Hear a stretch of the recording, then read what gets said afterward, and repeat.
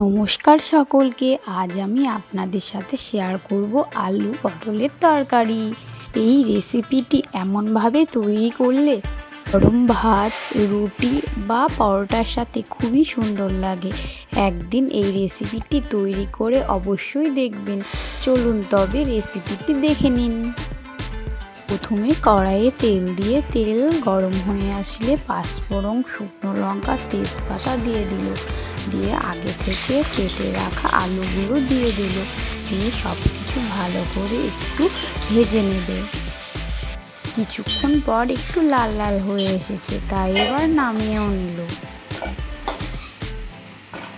এবার পটলগুলো ভেজে নেবে, তাই আগে থেকে কেটে রাখা পটলগুলোও দিয়ে দিল। আর হ্যাঁ, অবশ্যই এই সময় গ্যাসটি একটু আস্তে দেবেন, নইলে পটল ভাজা ভালো হবে না। কিছুটা লবণ দিয়ে দিলে যাতে একটু সেদ্ধ হয়ে আসে। আবারও সব কিছু ভালো করে নাড়াচাড়া করে নিচ্ছে।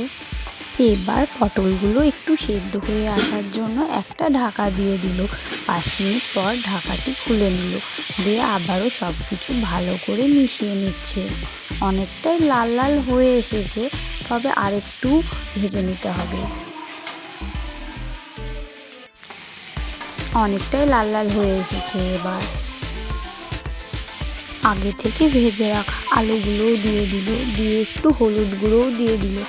আবারও সব কিছু ভালো করে মিশিয়ে নিচ্ছে। সব কিছু ভালো করে আরেকটু ভেজে নেবে।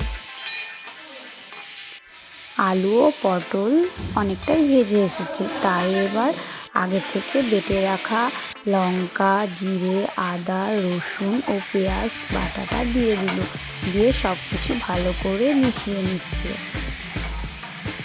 এবার স্বাদ অনুসারে লবণও দিয়ে আবারও ভালো করে কষিয়ে নিচ্ছে।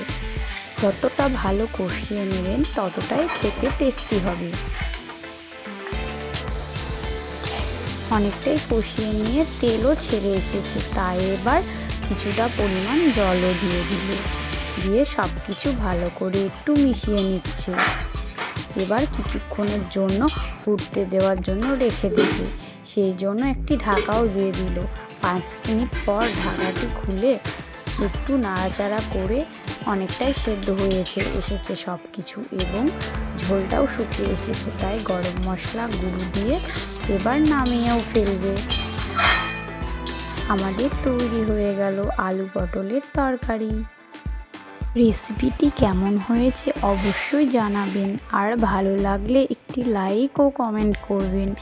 আর যারা চ্যানেলটি এখনও সাবস্ক্রাইব করেননি তারা অবশ্যই সাবস্ক্রাইব করে নিন। সকলে ভালো থাকবেন, সুস্থ থাকবেন। আবারও দেখা হবে নতুন কোনো রেসিপি নিয়ে।